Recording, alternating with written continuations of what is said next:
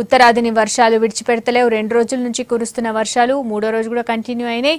గుజరాత్, ఉత్తరప్రదేశ్, మధ్యప్రదేశ్, ఒడిశా, రాజస్థాన్తో పాటు మరిన్ని రాష్ట్రాలలో వర్షాలు, వరదలు బీభత్సం సృష్టిస్తున్నాయి. ఇటు హైదరాబాద్లో కూడా కాసేపు వర్షం కొట్టింది.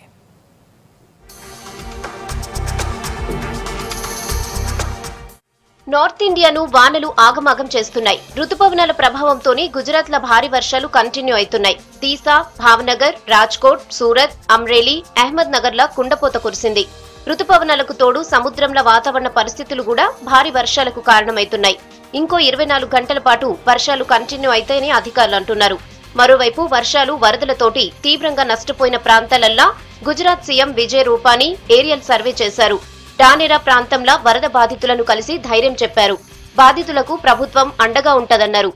हमारे जो अथॉरिटी के सब सचिव, चीफ सेक्रेटरी, ये सब लोग पूरा फोकस, यानी कि सरकार का पूरा फोकस, गवर्नमेंट का पूरा फोकस अब बनासकांठा और पाटन में फिर से राहत कार्य जल्दी से तेजी से चालू हो और पुनः स्थिति स्थापित करे, इस दिशा में हम आगे बढ़ रहे हैं. ఉత్తరప్రదేశ్ లో భారీ వర్షాలకు రోడ్లన్నీ వరద నీళ్లతో నిండినాయి. వారణాసిలో ఎటు చూసినా వరదే కనిపిస్తోంది. లోతట్టు ప్రాంతాలన్నీ నీళ్లల్లో మునిగిపోయినాయి. రోడ్ల మీద మోకాలు లోతు దాకా వరద నీరు నిలిచింది. ఒడిశాలో భారీ వర్షాలు, వరదలు జనానికి చుక్కలు చూపిస్తున్నాయి. వరద ప్రభావం ఎక్కువగా ఉన్న ప్రాంతాలల్లా కేంద్ర మంత్రి ధర్మేంద్ర ప్రధాన్ పర్యటించారు. అండగా ఉంటామని భరోసా ఇచ్చారు.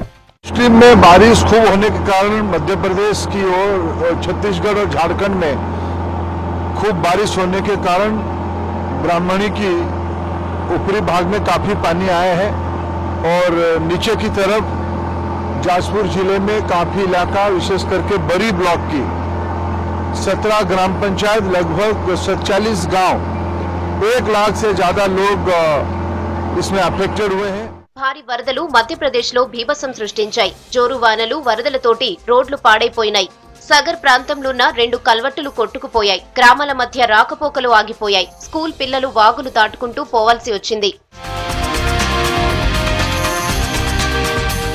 రాజస్థాన్ ను భారీ వర్షాలు ముంచెత్తాయి. వారం రోజుల సంధి కురుస్తున్న వానలు జలోర్ జిల్లాను వరదలు వణికిస్తున్నాయి. చాలా గ్రామాలు వరద ముప్పులో ఇరుక్కున్నాయి. కొన్ని చోట్ల తినడానికి తిండి కూడా లేని పరిస్థితి ఉంది. బాధితులను కాపాడేందుకు ఆర్మీ సహాయక చర్యలు చేస్తోంది. ఇటు హైదరాబాద్ లో కూడా వర్షాలు పడ్డాయి. సాయంత్రం కురిసిన వర్షానికి బంజర్ హిల్స్, జూబ్లీ హిల్స్ ల వరద నీళ్లు నిలిచిపోయినాయి.